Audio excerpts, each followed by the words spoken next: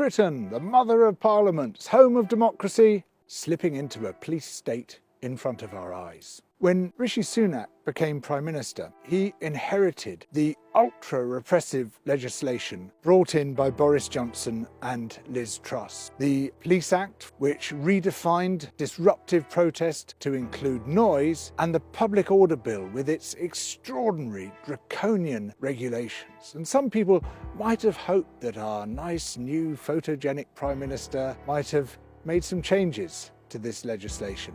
Well, he has. He's made it worse. He's introduced into the Public Order Bill a new amendment which would not only enable the police to ban any protest they choose to ban, but would enable them to ban those protests preemptively, to make a protest illegal before it has even happened. This is a kind of Minority Report legislation. It introduces the concept of thought crimes, the concept of intention to resist the government, and criminalises that intention. Despot's amendment.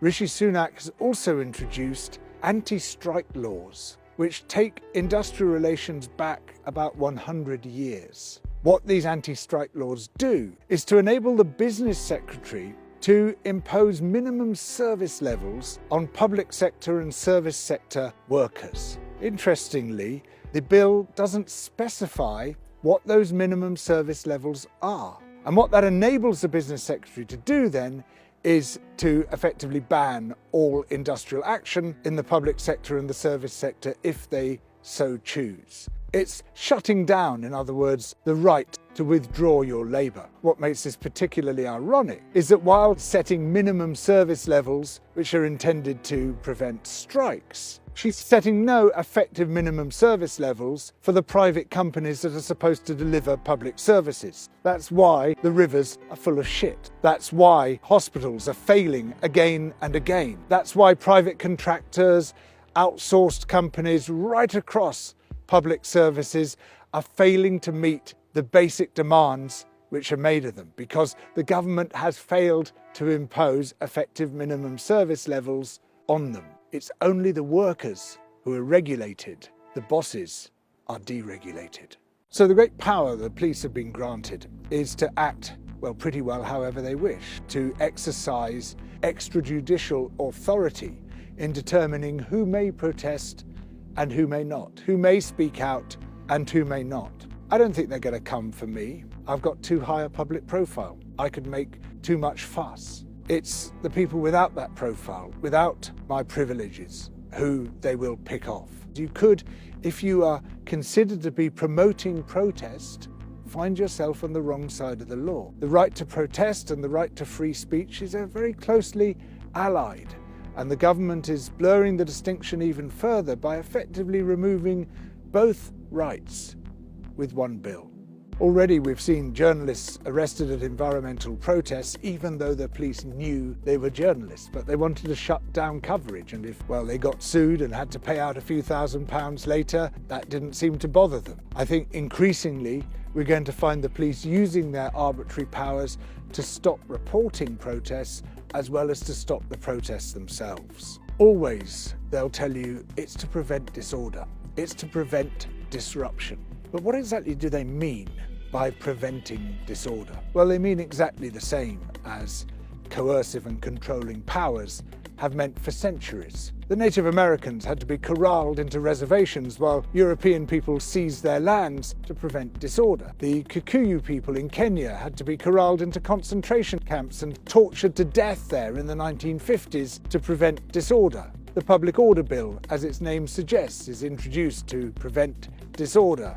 The anti-strike legislation is introduced to prevent disorder. What it shows us is that this disorder means a challenge to the coercive, illegitimate power which government seeks to wield over us.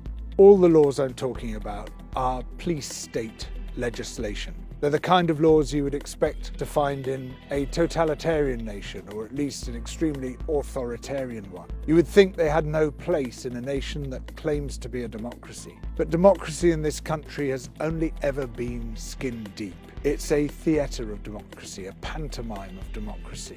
But it's not what democracy promises to be. which is control of political decisions by the people. Our decisions, our personhood, is delegated to a very small number of supposed representatives far from us in Westminster, who make decisions that are far from the decisions we would make. And in order to sustain that unjust and undemocratic settlement, they must bring in unjust and undemocratic laws which prevent us from speaking out, from exercising our democratic rights, from protesting. Laws that would fit snugly into a police state.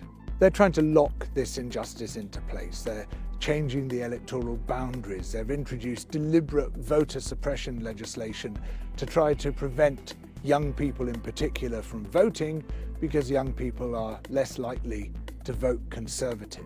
There's part of me that thinks this is the last spasm of a government living on borrowed time, that it's trying everything it can to change the political settlement before it loses office, to change the fundamental relationship between people and power, and to change it in favour of power. And the danger is that it bequeaths the next government, which I'm assuming will be a Labour government, with a situation that, well, the next government is unlikely to change. Keir Starmer is afraid of the kind of progressive change that many of us would like to see. So, if a situation has been resolved in favour of power, he might want to keep it that way. And that enables the Tories, in effect, to govern beyond the grave. They set up a situation which is unlikely to change over the next 5 years or so, and will favour them at the election after next. In relationships, controlling and coercive behaviour is now an offence for which you can be prosecuted. But in politics, controlling and coercive behaviour is valorised and glorified, and those who exercise it are bigged up in the press. We're told that there are heroes. It's not just a change of government we need, it's a change to the whole way in which we are governed. In fact, it's a change to the very concept of being governed. Here we are in the 21st century, still living according to 18th century rules. Here we are with tremendous potential to organise our own lives, to make our own decisions through deliberative, participatory democracy, true democracy. And yet none of that potential has been realised. It's stiffed by government before it even rears its head. And so we find ourselves in this extraordinary situation where the only real democratic outlet we have, protest, is being shut down. And instead we have this farce, this pantomime played out among 650 people in Westminster, scarcely any of whom are allowed to speak their own minds. And they're supposed to be our representatives, they're supposed to embody democracy, and yet there is scarcely any link between our desires and the decisions they make. Well, for however many more days Rishi Sunak might stay in office, and indeed regardless of who's in power, Double Down News will continue to hold government and other powerful interests to account. So please support us through Patreon.